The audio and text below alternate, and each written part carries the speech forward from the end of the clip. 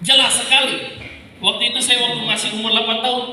Saat saya tanya kuliah itu, tiba-tiba suara itu datang dan jelas sekali Israel. Jadi sejak saya usia 8 tahun, saya telah pegang janji Tuhan bahwa saya akan kuliah di Israel. Lalu di dalam janji Tuhan itu, bahwa waktu itu suara Tuhan jelas sekali bahwa setelah saya kuliah di Israel, ada anak-anak Papua yang akan sekolah ke Israel. Ya, ketika umur 8 tahun berlalu sampai saya SMA, saya kuliah ke Filipina, ambil belajar bahasa Inggris. Saya ingat waktu pertama kali saya belajar bahasa Inggris, dia ditanya what is your name, ditanya siapa namamu, saya cuma jawab ya. Terus ditanya where are you from, dari mana asalnya, saya jawab ya. Ya, tidak tahu sama sekali bahasa Inggris, saudara. Lalu sampai saya bilang, saya telepon ya orang tua saya bilang, bapak saya mau pulang, kirim saya tiket, saya mau pulang, pokoknya saya mau berhenti sekolah. Saya tidak tahu, saya tidak bisa baca ini semua kata ini. Karena semua pakai bahasa Inggris. Saya tidak mengerti. 1 bulan, 2 bulan, saya bilang saya mau menyerah, saya mau pulang. Ya. Tapi saya punya bapak bilang, coba kamu lihat apa yang Tuhan mau lakukan dalam hidupmu. Coba kamu lihat apa yang Tuhan mau lakukan dalam hidupmu besar. Coba jangan-jangan, kata bapak saya, untuk jangan berhenti. Ya. Terus minggu depannya lagi saya dapat HP, saya telepon lagi, bapak pokoknya kirim tiket, saya mau pulang. Ya, karena saya tidak mengerti. Saya waktu dapat ujian itu kami sudah belajar materinya banyak, tapi pas ujian dikasih kertas kosong. Saya cuma jawab Jesus love you. Ya, Yesus mengasihimu, itu cuma jawaban saya. Ya, karena saya tidak tahu. Singkat cerita, saudara, sampai 3 bulan waktu saya ada di Filipina, saya mau menyerah. Tetapi di situ, saudara, sampai 7 bulan, setiap kali saya minta pulang nggak bisa pulang, saudara. Tidak tahu kenapa, tapi itu caranya Tuhan. Ya, saya punya bapak tidak pernah kirim saya tiket pulang. Ya, akhirnya sampai saya lulus di Filipina, dan ternyata, saudara, ya, sampai saya bisa bahasa Inggris. Lalu ketika saya daftar ke Israel, Anda tahu bahwa Indonesia tidak mempunyai hubungan dengan Israel. Ya, Indonesia tidak mempunyai hubungan diplomatik antar negara dengan Israel, sehingga tidak mungkin bagi anak Indonesia atau bagi mahasiswa untuk dikirim ke sana. Tetapi ketika itu, saudara, saya cari jalur, dan semua jalur tertutup. Jalur dari sekolah teologi tertutup, jalur dari universitas tertutup, jalur dari Singapura tertutup. Dan 2017, 1 tahun kami nggak dapat jalur. Di tahun 2018, saudara, saya berangkat ke Korea Selatan. Saya pergi ke Korea Selatan, dan waktu itu saya naik di satu gunung dan saya lihat sejarah Korea Selatan, di mana dulu Korea Selatan adalah salah satu negara termiskin di Asia. Dan pernah terjadi suatu kegerakan luar biasa, di mana orang-orang datang berdoa. Ya, sehingga sampai waktu itu gunung-gunung penuh orang berdoa. Sehingga kalau kita lihat Korea Selatan hari ini diberkati Tuhan, hari ini kotanya maju, hari ini ya bangsanya maju. Kenapa? Karena ada doa di situ, saudara. Amin. Ya. Lalu ketika itu saya naik, saya berdoa. Ketika saya berdoa, ya, saya bilang bahwa saya mau kegerakan Tuhan, ya, jamahan Tuhan atas bangsa itu juga terjadi di dalam kehidupan saya. Saya balik ke Indonesia dan saya coba daftar. Saya menemukan satu jalur dan saya coba daftar untuk ke Israel. Saya kirim formulir saya pendaftaran pertama kali, jawabannya ditolak. Karena saya ini, ya, saya adalah anak yang lulusan homeschooling, sekolah di rumah. Karena saya pelayanan dari masih kecil, sehingga saya tidak bisa sekolah negeri. Sehingga sekolahnya sekolah yang ijazah paket A, paket B, begitu, paket C, ya. Tetapi ketika itu saya daftar, saudara, pertama kali ditolak. Saya kirim 2 kali ke Israel, ditolak. 3 kali dikirim, ditolak lagi. Tetapi saya tidak menyerah, karena saya tahu itu jalur satu-satunya. Saya kirim ke 4 kali, saudara. dan tiba-tiba diterima. Luar biasa saudara. Ya, saya berangkat ke kota Yerusalem, saya masuk ke kampus di Hebrew University. Ini kampus nomor satunya Israel, saudara. Kampus nomor satunya di sana. Ketika saya masuk, saya lihat foto itu semua fotonya Albert Einstein. Saya bilang ini kampus orang jenius. Ya, pas saya masuk kelas hari pertama, saya lihat tiba-tiba dosennya bicara, Shalom, Boker Tov. Wih, Manishma, dia bicara bahasa Ibrani, tidak pakai bahasa Inggris. Kepala saya pusing. Saya bilang, saya belajar Inggris 1,5 tahun, ini percuma kali. Ternyata tiba-tiba dia dosen tulis dari kanan ke kiri tulisan bahasa Ibrani semua. Ya, saya kepala itu. Dan belajar bahasa Ibrani selama 2 tahun, saudara. Kami punya nilai itu harus dapat 7,5. Tapi saya pun nilai itu cuma 1. Saya punya nilai lalu bulan kedua dapat cuma 2. Nilai ini kacau sekali, turun begitu saya. Harusnya 7,5 tapi saya pun nilai cuma 1, 2. Saya bilang, tapi saya percaya bahwa kalau saya bisa bahasa Inggris waktu itu di Filipina, saya juga percaya bahwa saya bisa bahasa Ibrani. Lalu tiba-tiba dosen saya bilang sama saya, Yeskel, anaknus rotsim laazor lecha, ya, Yeskel, kami ingin bantu kamu. Sehingga waktu itu dipilihlah 3 orang dari kampus, ada Indonesia, Korea Selatan dengan Jepang. Dalam hati saya ini 3 orang paling bodoh di kampus begitu. Ya, ini 3 orang yang paling bodoh begitu di kampus. Wah, akhirnya saya bilang saya terima bantuannya, saya mau belajar. Jam 6 pagi saudara, saya disuruh datang ke kampus. Jam 6 pagi saya belajar. Dan di situ saya baru mempelajari gaya hidupnya orang Israel. Di situ baru saya mempelajari kenapa orang Israel itu orang-orang yang pintar, orang-orang yang diberkati Tuhan. Kenapa? Ternyata gaya hidupnya gila belajar. Ya, kami disuruh datang jam 6 pagi saudara. Pulang dari kampus itu jam-jam 7 malam. Di sekolah terus belajar sampai pulang belajar terus. Sampai kadang kami tidur jam 1 pagi belajar terus. Bulan ketiga saudara, saya punya nilai lompat dari cuman 1, 2, jadi lompat sampai 9,6. Itu dahsyat. Terus saya punya teman bisik, Yeskel, kenapa kamu tidak ujian ulang supaya dapat 100 begitu? Saya bilang dalam hati, kamu tidak mengucap syukur. Ya, dapat 9,6 sudah haleluya 12 kali begitu. Ya, ternyata saudara, itu ajaibnya Tuhan. Ya, saya bilang, ternyata Tuhan itu tidak menciptakan orang bodoh. Tidak ada satupun orang yang bodoh di dunia ini, tapi malas. Ya, karena kalau kita mau belajar, kita punya semangat, kita punya, ya maka kita lihat orang Israel diberkati Tuhan. Tanahnya cuma tanah yang kecil, 9 juta penduduk, tapi menjadi negara yang maju. Kenapa? Karena ya, pertama mereka cinta Tuhan. Kedua, mereka mau belajar luar biasa. Kita buka firman Tuhan pagi hari ini di dalam Injil Lukas pasal yang ke-7.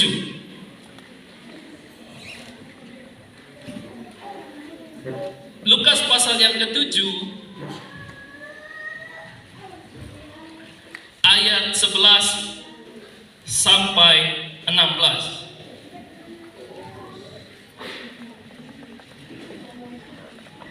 Sebelum kita masuk dalam firman Tuhan, saya ingin ajar satu kata dalam bahasa Ibrani.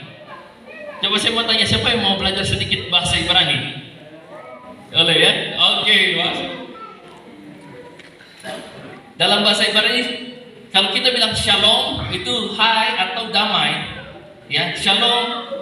Ya, kalau semua orang tahu shalom, tapi shalom, ani, Yehezkel. Saya, ani itu saya.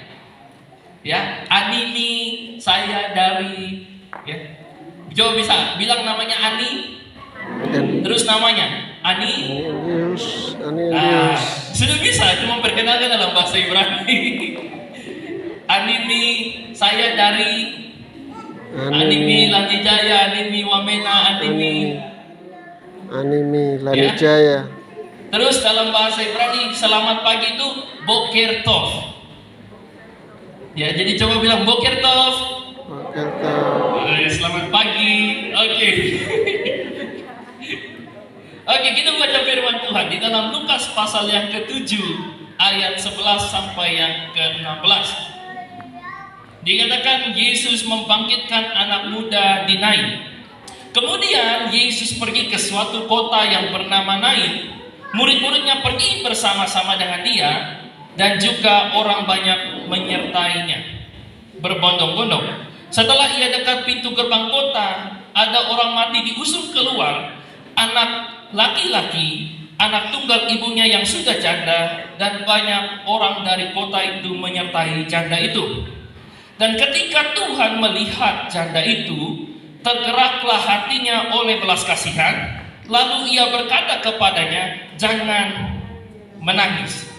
Sambil menghampiri usungan itu, ia menyentuhnya, dan sedang para pengusung berhenti, ia berkata, "Hai anak muda, aku berkata kepadamu, bangkitlah." Maka bangunlah orang itu dan duduk dan mulai berkata-kata, dan Yesus menyerahkan kepada ibunya. Semua orang itu ketakutan dan mereka memuliakan Allah sambil berkata, "Seorang nabi besar telah muncul di tengah-tengah kita, dan Allah telah melawat umatnya."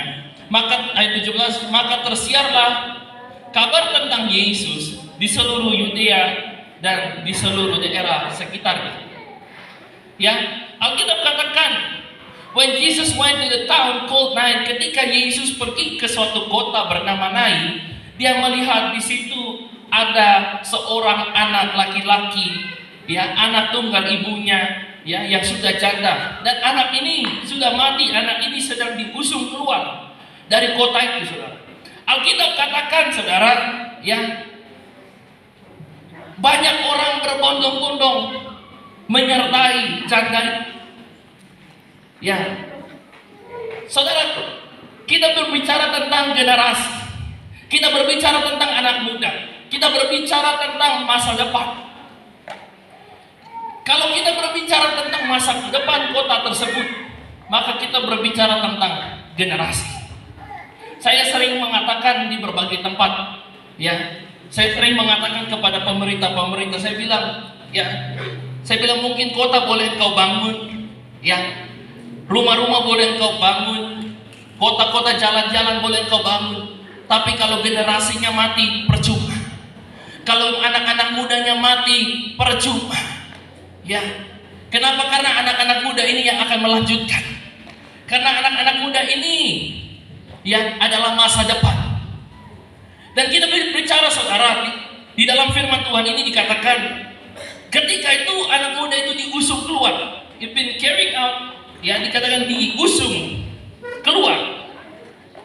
Seakan-akan banyak anak muda yang tidak berdaya, seakan-akan banyak anak muda yang tidak lagi berharga, banyak anak muda yang tidak lagi, ya, nggak punya nilainya lagi. Banyak anak muda yang mati karena narkoba, banyak anak muda yang mati karena HIV/AIDS, banyak anak muda yang mati karena pesta miras, banyak anak muda yang mati, ya, karena segala macam hal duniawi. Tetapi saya mau kasih tahu di pagi hari ini bahwa Jesus have a heart, Jesus have a compassion for this generation. Yesus mengasihi generasi. Amen. Dia katakan dia datang kepada anak muda yang mati ini, saudara, dan dia katakan dia menyentuhnya. Artinya dia menjamah, he touched the covet. Dia menjamah anak muda yang mati ini, saudara. Dan apa yang Yesus katakan? Dia katakan, "Young man, I say to you, get up." Dikatakan, "Hai anak muda, aku berkata kepadamu, bangkitlah." Saudara, saya salah satu anak yang dibangkitkan Tuhan. Saya salah satu anak yang dijamah Tuhan. Saya salah satu anak yang dilawat Tuhan. ketika hidup saya dijamah Tuhan, ketika hidup seorang anak kecil dibangkitkan Tuhan, menjadi berkat bagi ribuan orang, menjadi berkat bagi ribuan orang. Alkitab katakan, ya dikatakan, maka bangunlah orang itu, ayat 15, dan duduk dan mulai berkata-kata, dan Yesus menyerahkan kepada ibunya. Ayat 16 dikatakan, semua orang itu ketakutan dan mereka apa? Memuliakan Allah. Karena apa? Karena ada satu anak yang dibangkitkan, semua orang apa? Memuliakan Allah. Kalau ada generasi di Papua ini dibangkitkan Tuhan, maka semua orang memuliakan Allah. Amin. Kalau ada generasi yang dibangkitkan, anak-anak muda di Papua ini dibangkitkan, anak-anak muda di Pegunungan Tengah ini dibangkitkan, ya semua orang memuliakan Allah. Kembali, hormat itu, kemuliaan hanya bagi Tuhan. Amin. Dan kita lihat saudara di sini, ya dikatakan, maka tersiarlah kabar Yesus. Ya, yang dimuliakan kabarnya tentang Yesus, saudara. Kabar Yesus.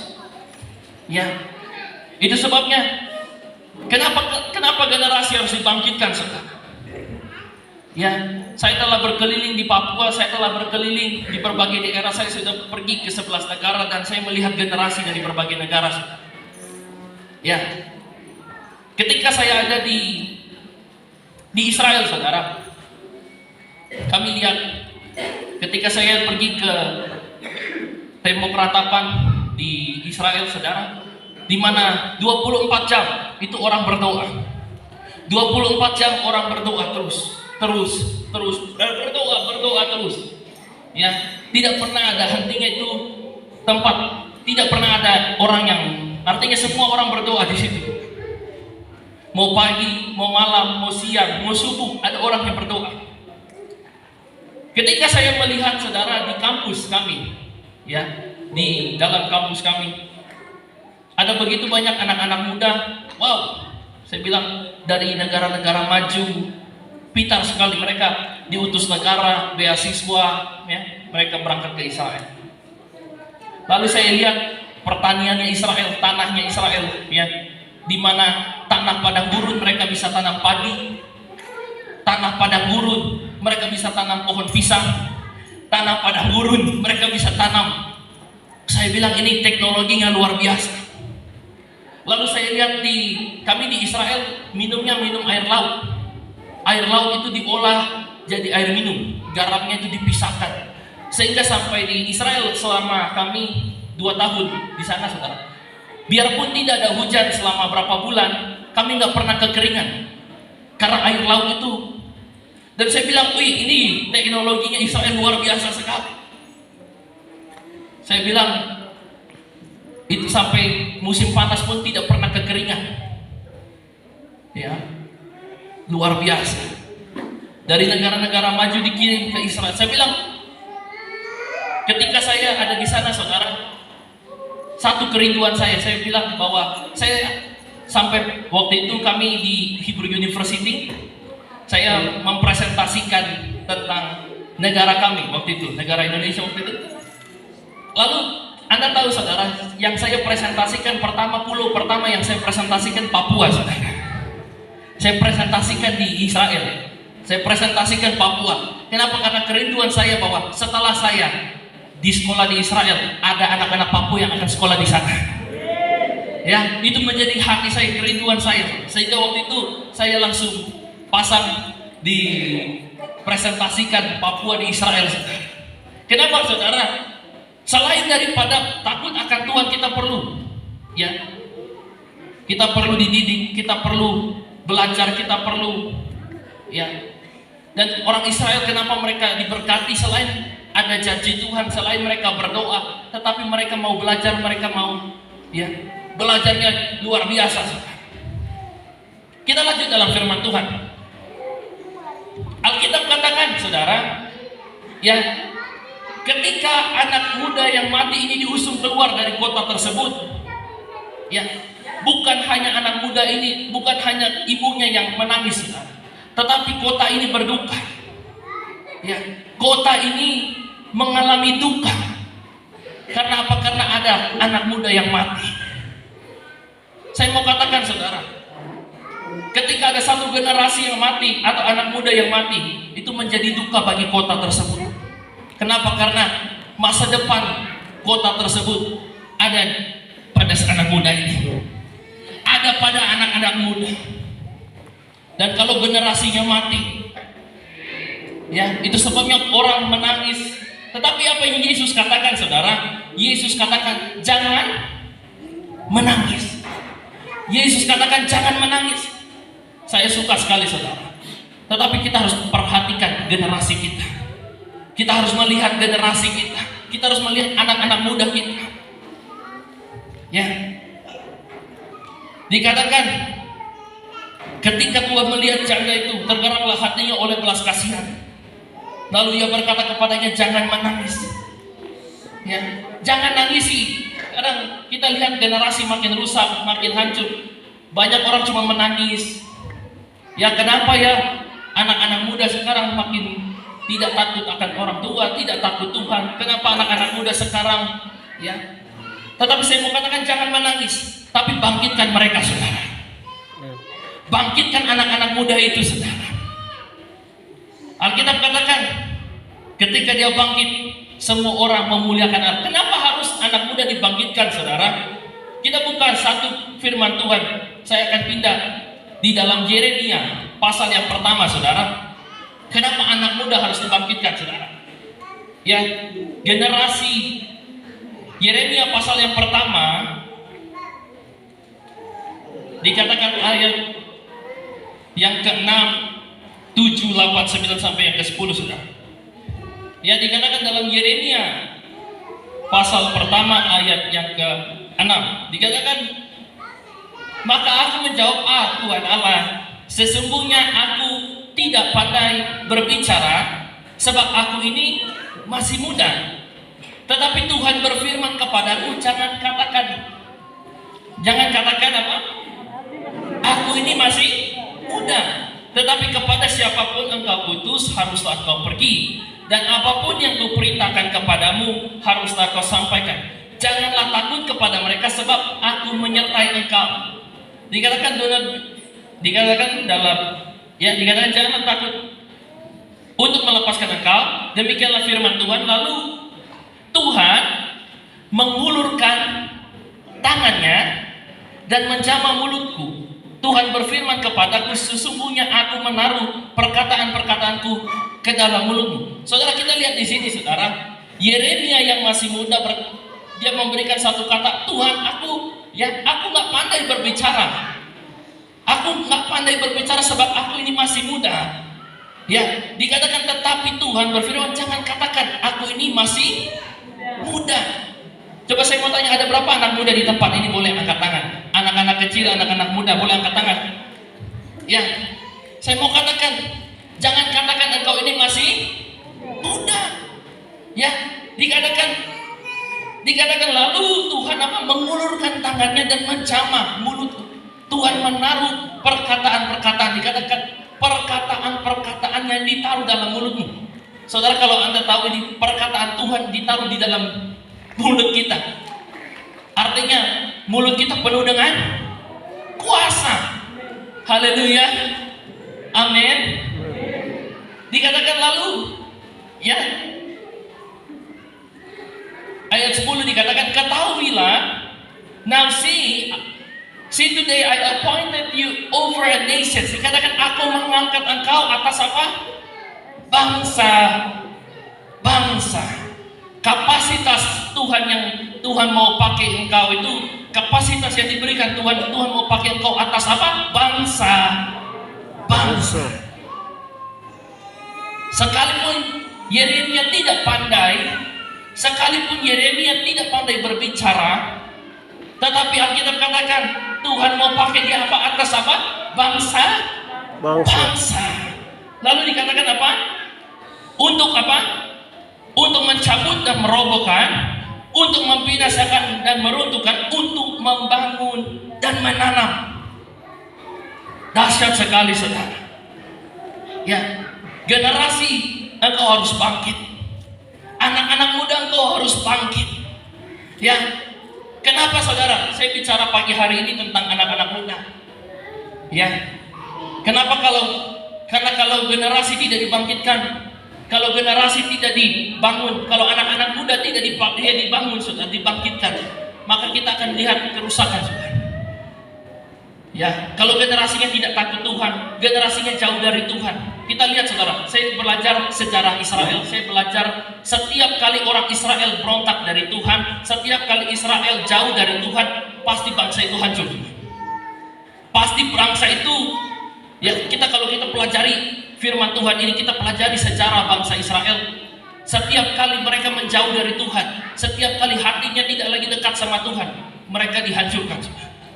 Dari musuh, mereka diserang, mereka mengalami kekalahan, ya, kotanya dihancurkan. Dan kita lihat, saudara, betapa pentingnya, ya, generasinya, anak mudanya harus tahu mengenal Tuhan. Ya, itu sebabnya, saudara, saya jauh. Kenapa? Mungkin ada pertanyaan, kenapa saya sampai jauh-jauh ke Jayawijaya ini, saudara?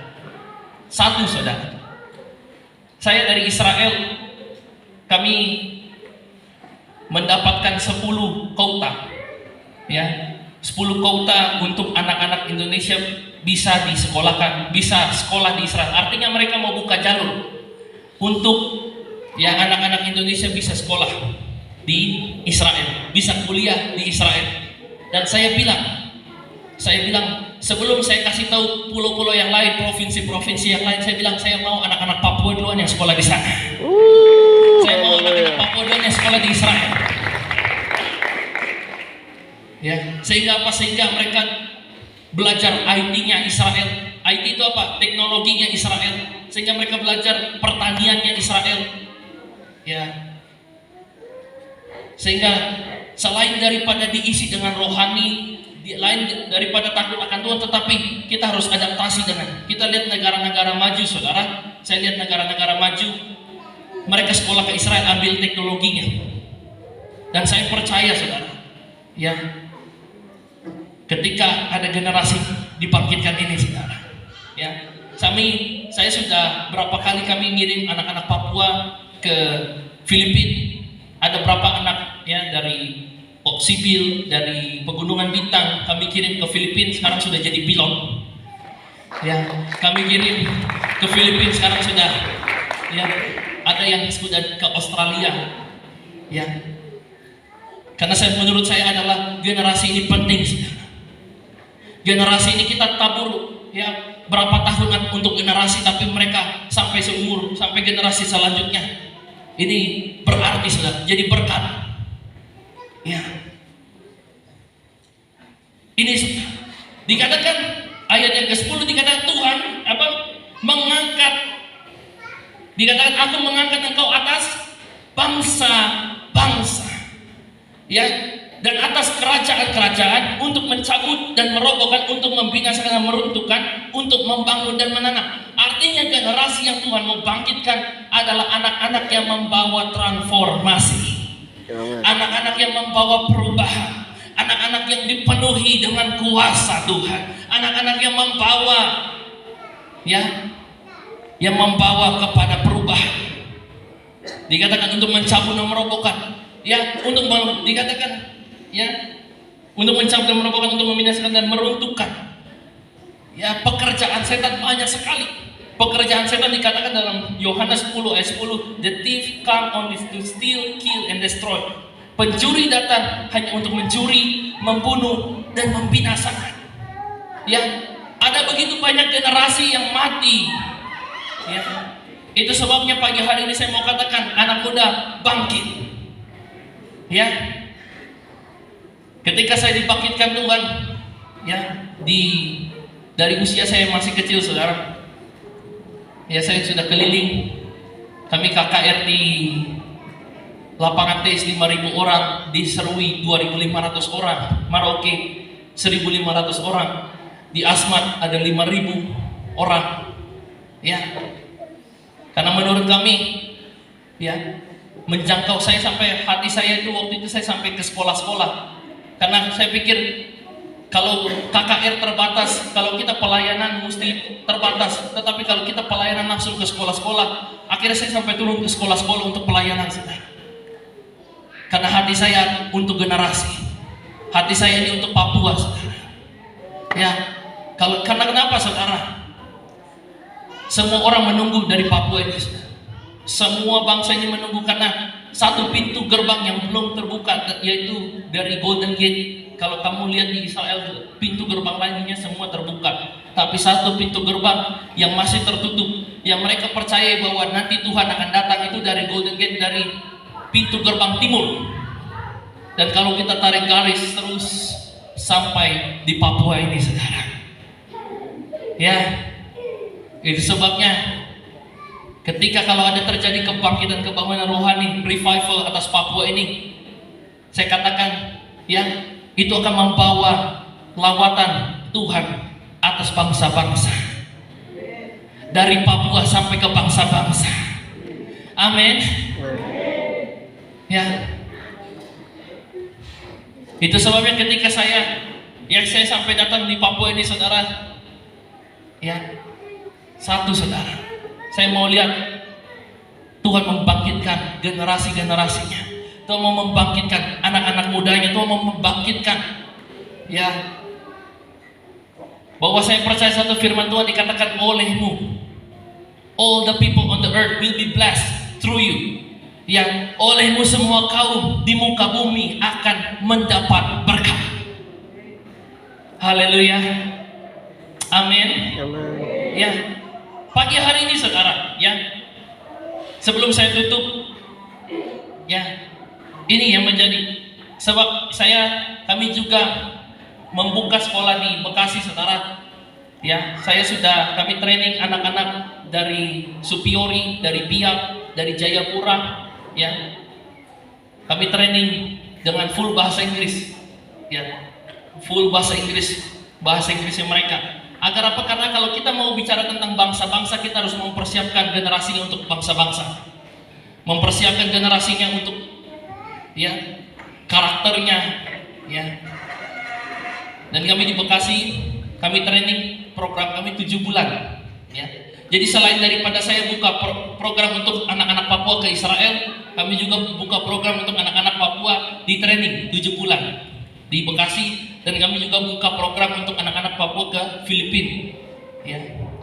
Itu jadi selain daripada kami memberitakan firman Tuhan, tetapi kami ingin lihat buahnya, hasilnya, saudara. Ya. Sehingga ada generasi yang maju, sehingga saya mau lihat generasi itu dipakai Tuhan luar biasa, saudara. Ya, anak-anak Papua dipakai Tuhan luar biasa. Ya, puji Tuhan, saudara. Kita lanjut satu firman Tuhan dan saya akan tutup, saudara. Ya, kita buka satu firman Tuhan.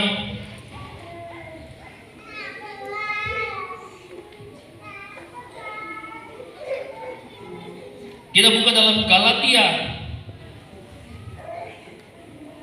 pasal yang ketiga ayat 29. Alkitab katakan,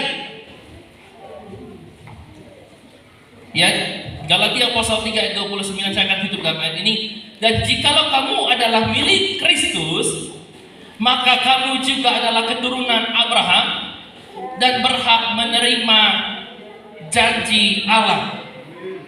Kalau kamu dikatakan, kalau kamu adalah milik Kristus, maka kamu juga adalah keturunan Abraham dan berhak menerima janji Allah. Janjinya apa? Olehmu semua kaum di muka bumi akan mendapat berkat. Amin. Sehingga saya percaya sekali bahwa kita, ya, semua yang ada di sini pagi hari ini, bahwa olehmu, ya, oleh generasimu, ya, akan menjadi berkat bagi bangsa-bangsa. Ya, akan jadi berkat bagi provinsi ini, akan menjadi berkat bagi kabupaten-kabupaten. Puji Tuhan, saudara. Ya, kenapa, saudara? Ketika ada generasi dibangkitkan, akan jadi berkat bagi ribuan orang. Lewat salah satu yang saya ingat, saudara, satu Reinhard Bonnke, saudara. Satu orang dipakai Tuhan. 60% penduduk benua Afrika percaya kepada Yesus karena hanya ada satu orang, saudara. Satu orang rekan bung, dan itu sampai 60%. Satu benua. Ya, bukan satu negara, satu benua, artinya puluhan negara, saudara. Percaya kepada Yesus karena apa? Karena ada satu orang, saudara, dipakai Tuhan. Satu orang, dan saya percaya ada generasi-generasi dari Papua yang akan dipakai Tuhan atas bangsa-bangsa, yang akan membawa jadi berkat bagi bangsa-bangsa. Kenapa saudara saya percaya, saudara? Karena tabut Tuhan ada di Papua. Saya sampaikan berkali-kali di berbagai tempat bahwa tabut Tuhan ada di Papua. Dan kalau ada tabut Tuhan di Papua, kehadiran Tuhan di Papua. Ya, kita telah lihat Korea Selatan mengalami transformasi. Dan saya percaya Papua juga akan mengalami transformasi Tuhan. Ya, di mana lawatan Tuhan terjadi atas generasi. Generasinya dibangkitkan, pemerintahannya diberkati, kotanya diberkati, tanahnya diberkati. Ya, kan ada orang-orang yang takut akan Tuhan. Haleluya, puji Tuhan. Boleh saya undang, boleh singers musik, dan kita mau berdoa. Boleh kita nyanyi.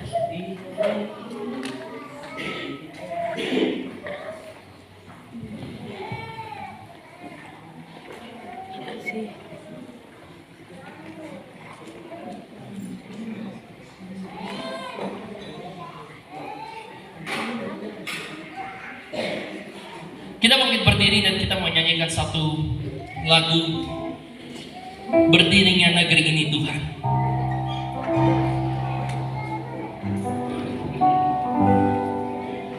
Berdirinya negeri ini Tuhan atas kehendak-Mu.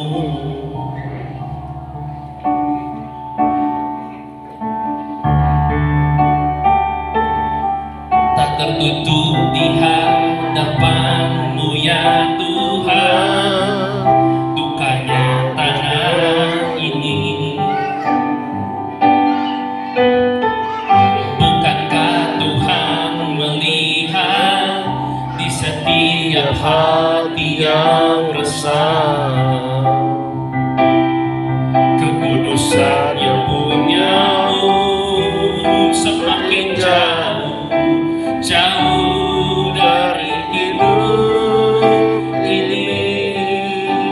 Di negeri ini, di negeri ini Tuhan, di tanah ini, di tanah ini Tuhan. Bapak jangan biarkan, Bapak jangan biarkan Kamu celah noda dosa seakan melebihi kuasa-Mu.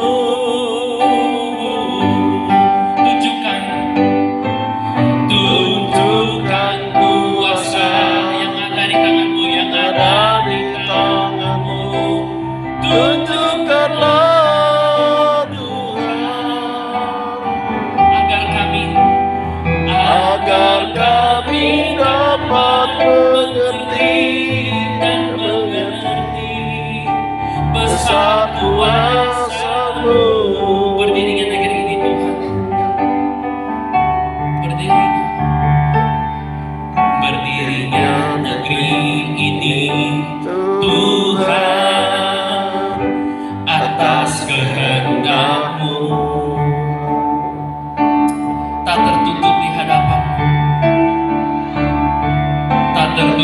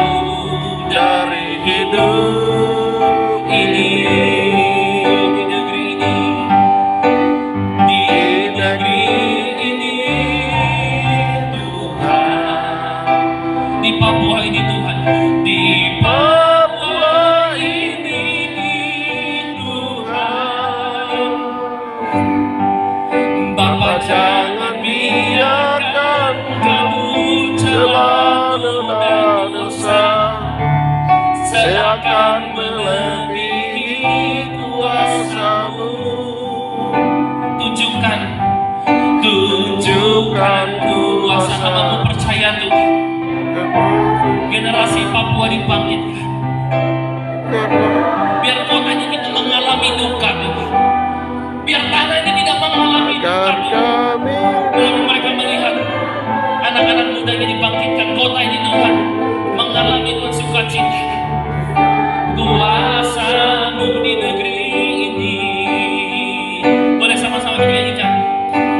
Di negeri ini Tuhan, Tuhan, di tanah ini Tuhan. Bapa, jangan biarkan kabut jalan noda dosa seakan melebihi kuasa-Mu. Tunjukkan kuasa yang ada di tangan-Mu. Tunjukkanlah Tuhan agar kami dapat mengerti dan mengerti besar kuasa-Mu. Ketika saya datang di Wamena ini, saya menangis. Ketika saya melihat banyak anak-anak yang iPhone, banyak anak-anak yang mabuk, banyak anak-anak yang terikat, saya menangis atas tanah ini. Saya menangis. Saya percaya firman Tuhan ini, bahwa Dia mengasihi generasi, Dia mengasihi kota ini, Dia mengasihi tanah ini. Itu sebabnya Dia katakan, hai anak muda, Aku berkata kepadamu, bangkitlah. Ada begitu banyak anak muda yang mati sia-sia, yang seperti tidak berharga lagi mereka. Banyak anak-anak muda yang hidupnya dibuat tidak berharga, padahal mereka berharga di mata Tuhan. Mereka berharga. Tuhan mengasihi. Saya mau katakan, Tuhan mengasihi Papua ini. Tuhan mengasihi tanah ini. Tuhan mengasihi pegunungan tanah ini. Bapa, hamba-Mu berdoa Tuhan. Sudah terlalu lama Tuhan duka, Tuhan. Banyak duka Tuhan di tanah ini. Banyak generasinya yang mati. Banyak anak-anak mudanya yang mati sia-sia Tuhan. Sudah terlalu banyak duka Tuhan di tanah ini Tuhan. Tapi hamba-Mu berdoa Tuhan, bangkitkan Tuhan anak-anak Papua. Tuhan bangkitkan Tuhan. Tuhan bangkitkan setiap mereka Tuhan. Pakai hidup mereka Tuhan. Pakai hidup mereka Tuhan menjadi berkat Tuhan. Hamba-Mu berdoa Tuhan, sebagaimana Tuhan Engkau bisa membangkitkan Tuhan anak muda di kota lain yang diusung keluar dari kota tersebut. Hamba-Mu juga percaya Tuhan, atas Tuhan Papua ini, provinsi Papua ini Tuhan, Engkau membangkitkan Tuhan. Atas pegunungan tengah ini Tuhan membangkitkan generasi. Tuhan membangkitkan setiap keluarga-keluarga, sehingga tidak ada tangisan lagi Tuhan di tanah ini, tetapi yang ada sukacita Tuhan, yang ada damai sejahtera Tuhan.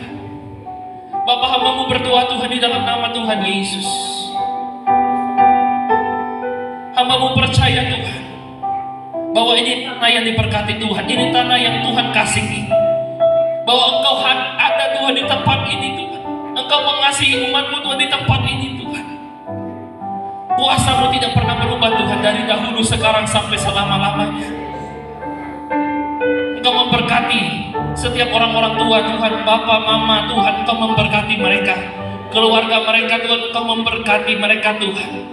Jamah setiap kalau ada yang sakit Tuhan pagi ini, hamba-Mu berdoa Tuhan, sembuhkan setiap yang sakit pagi hari ini. Kalau ada yang lemah Tuhan, tolong pagi hari ini. Biar tangan-Mu Tuhan menjamah setiap mereka Tuhan. Terima kasih Tuhan. Hamba juga berdoa Tuhan untuk setiap anak-anak kecil, anak-anak muda Tuhan. Pakai hidup mereka Tuhan, bahwa mereka berharga di mata Tuhan, bahwa mereka berharga Tuhan.